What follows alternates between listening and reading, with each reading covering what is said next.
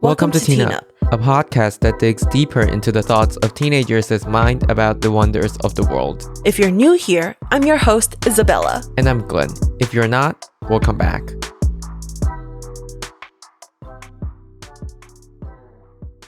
Here is a quick disclaimer. We are two teenagers that are doing our best to research everything. However, we are not experts, so if we offend anyone or say something wrong, we want to apologize in advance. Please email us to tell us what was wrong. Thank you.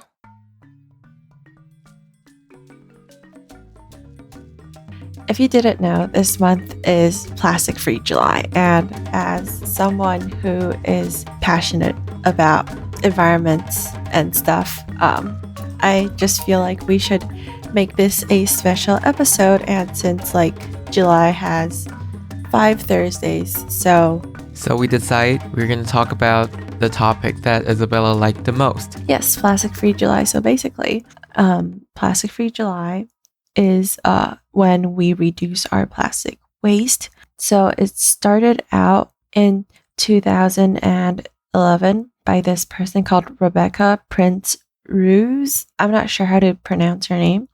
Well, anyway, she's the founder of the Plastic Free Foundation. They have a website called plasticfree.org. Feel free to check it out. And so basically, it's just a team in Australia. And it has one of the most influential environmental campaigns in the world. And millions of people would join this Plastic Free July thing.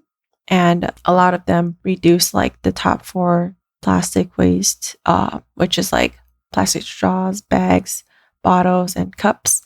Many people use this time to develop a long-term solution to their lifestyle or habits so they can continue reducing waste throughout their life, which I think is great because during this month, you would basically have a lot of people going through the same thing as you. Last year, there were 326 million participants. Wow, that's a lot. I know, it's a lot. And this year, I just joined in yesterday for this year's. I remembered it said that they have 200 million already, and they're still counting because July hasn't ended. Oh, there's 250 million people participating already. How do you join? You just go to this plasticfreejuly.org and then you just register, and then basically you subscribe to it, and then they would send you a list every week to tell you how other people are doing it and giving you examples to follow or solutions to or alternatives to all the things. So is it just like a newsteller? Yeah, it's like a community that you could learn from. Oh, okay. Well, that's pretty cool. Yeah, so this is my first month and I'm very excited for it, but it's going to be hard. But yeah, I'm excited for it. Are you going to join? Well, I'm going to think about it. I mean, it's not going to hurt me to join, right? Right, and we're on quarantine, which I think makes it, I don't know if it actually makes it easier. I think it makes it. Well, I actually think it makes it harder because since we're in quarantine, we can't go out and eat. So everything we eat either is, takeout or delivery food, or it's going to be something that we buy. And when we buy things, they have packaging and there will be plastic. Yeah. I think that would be a real issue too. But I mean, some parts of the world are already, opening back up. So I guess it is just this temporary thing that we need to deal with, how people are using more or maybe not during quarantine. Because, I feel like I'm ordering a lot more food during quarantine. Yeah. And you can only get takeouts, right? Yeah. But I don't know. Yeah, I'm still thinking of solution to that. But my family, we don't normally do a lot of takeouts. We normally cook by ourselves. But even going to the supermarket, all the things are packaged. And in Taiwan, there's this problem that I just don't understand why. There's literally not a lot of bulk stores. Do you know what that is? You mean Costco? Oh, no, like Whole Foods. Do you know Whole Foods? Yeah. Yeah, so basically you could use your own container and then go and get what you want. Wait, but I think, traditional markets in Taiwan, Like, I think you can use your own containers. And if you buy vegetables, you don't use plastic bags. They just like hand you some vegetables and you put it into your own bag. But I mean, the environment in those markets, I mean, they're not as clean as supermarkets. That's for sure. Yeah, like I guess that is somewhat easier for us because we have like traditional markets. But yeah, the cleanness of the like, and like we're in quarantine right now, I feel like people are going to be more cautious about like whether it's clean or not. But we can't really go to supermarkets either because like some supermarkets, they have workers that are getting COVID as well, which is very scary. Well, I think it is going to be something that's hard, you know, for people in quarantine because in quarantine, you know, some things like these kind of hygiene issues will be magnified. And like, you know, our traditional markets, like it's not very hygiene and people actually care a lot about that recently. Yeah. You know, before that, people were fine with it. People think it's just, you know, what our culture is. Yeah. But now it just seems not so right to go there and buy stuff because you might get infected or, you know, those things might not be as clean. But, you know, one upside about buying things in traditional markets, it's that you don't need to use as much plastic bags. And you can often just like put stuff in your own containers. Like, even if it's like cooked stuff, you can just bring your own container there and tell the vendor to put it into your container. Yeah, like those traditional breakfast places, you could do that too. I think a lot of places let you do that now. Yeah. Like there's like this one food stand. They sell soup and because it's soup and they put it in plastic bags, which is not very, you know, healthy and plastic, not very environmental friendly. Yeah. But, you know, the main thing is it's not healthy. So every time we go buy that, we will use our own pot and just tell them to, you know, put it in there.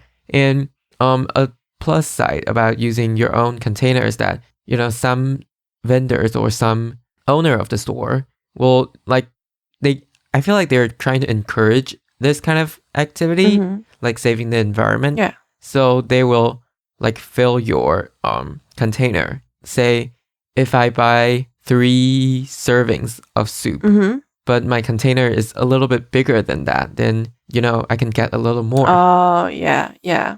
I guess that's kind of like an incentive. Or it's just like, you know, at Starbucks, you can use your own thermos and, you know, you can get, I think it's like minus $10. Oh, $10? Yeah. Well, that's a lot. I know, right? Oh gosh, I love it. Like when I go to Starbucks and bring my own containers, yeah, minus $10, which is great. Wow, I think other stores only has like $1 or $2. We're talking about Taiwan dollars, by the way. Yeah, NTD, not USD. That'd be a lot though. Like. And even though I always say I don't really care, but, you know, I actually kind of got influenced by my mom. I think I talked about it before, but it's like there are multiple times that I just go buy some food, dinner, lunch, whatever. And when that person is trying to take a plastic bag, because, you know, plastic bags is like comes in, you know, like a chunk or like, and you know, you need to like pull it out. Yeah. Right. And when I see like the clerk or whatever taking that plastic bag, I have this instinct to tell that person, say, oh, I don't need that, but I actually do need that. Like I would just say, oh no, I don't need that. I'm like, what's happening to me? Yeah, I get it. And yeah, and I think it's just some kind of habit that you need to get into. Like, my Uber Eats, like it's set to not having utensils, so I'm never gonna get utensils. But when I'm out with my friends, like we order Uber Eats sometimes to maybe like that person's house, or when we're outside, when that person don't give us utensils and none of us have utensils, like that is kind of funny. It is just like this kind of habit. Sometimes it's annoying, but you just think of it and it's like, oh yeah, right. I am totally doing it because, you know, even when I actually need it, I'm not taking it. Yeah, that's nice. That's nice to know. the last time, okay, I feel bad for using plastic straws now, but like last time I did was like last weekend, and I felt bad. But and like some people just still gives you utensils or like plastic straws sometimes, or like those like bento restaurants. Mm-hmm. Yeah, it's just packed within. They've like pre-packed it, like all the utensils and stuff, and Oh, you can't yeah. really say no to that because like they're trying to make this process really quick, and you could just order and you can take it away as soon as possible. So like I feel bad for making them take it back and stuff like that. So I would just store it in my house. Yeah, I do have a lot of utensils at my house. Mhm. Like, I feel like sometimes it's mainly vendors, I think. Mhm. Like, they would get super mad when I say I don't need a plastic bag. And that person like, oh, I already have it, so take it. Uh-huh. But I think like people should know that it's bad for the environment and we shouldn't use it like it's free, because even though it might not cost a lot, it might still cost the environment a lot. Yeah, definitely. I don't know. Like, I don't know what they're thinking. Like, sometimes they could just put it back. They don't have to force us to take it or something. I don't know. Yeah, anyways, I do feel like that's something that, people can look at. I guess what I'm trying to say here is that, it's not very hard to use less plastic. Yeah. There are just so many unnecessary plastic use in our I lives. know, right? Like, a lot of it is like over packaging. It's just so much. Like, I don't get it. I guess it's because, when I'm out, I actually hate carrying a lot of bags. Mm-hmm. So most of the time, if it's something I buy, I'm not going to take the bag because I hate, carrying a lot of bags. Mm-hmm. I usually have my backpack, Mhm. so I just put it in my backpack. Yeah. So I guess it's not really me trying to save the environment, but it's more like I just don't like using extra bags. But that's a good thing, right? Yeah. That's a good thing. Yeah. But like, I know that I'm going to buy something from a convenience store. I would just bring an extra bag because I know I'm going to get something. And so I wouldn't use that plastic bag. It's a lot of work. I think they did something pretty smart, but I think it's more of a Taiwan thing. So when we throw out garbage, we need to use like this special bag, right? Yeah. And we're using it anyway, so because like we kind of have to use it. Mm-hmm. So in these, like convenience stores or supermarket, I think now they start using bags that, because when you're there, you need to buy bags, right? Mm-hmm. Like if you want a plastic bag, you actually need to pay for it. Mm-hmm. And now they're doing this thing that is like, you can buy a plastic bag that is also a certified trash bag. Oh. Which is, I think pretty good. So you don't waste the plastic bag. Mm-hmm. Because you can just use it to carry your garbage. And you can also save money in buying garbage bags. Oh, that's smart. Yeah, I think that's a great decision. Mm-hmm. Like, I don't really have this issue because I don't know if you do or not, but like my community, we don't have to go out and catch the trash car. What is it called? Oh, I mean, we don't, Mm-hmm. but we do have to use the, certified bags. Oh, really? We don't have to. Oh, maybe it's because your community is paying for it, but Mm-hmm. Most likely. supposedly you need to Yeah. use that. Mm-hmm. I think it's a smart thing that Taiwan's doing this, but I don't know. I don't feel like because we're paying for these bags, people are using less. Well, I think it definitely, comes to mind when you're actually producing stuff. Like, it makes you think that you're going to pay more if you make more. Mm-hmm. I mean, if you're producing less, like, most of those things are plastic, right? Mm-hmm. Okay, so I guess this episode, we're really just wanting you guys to maybe learn more about Plastic Free July, and perhaps you guys can do something as well.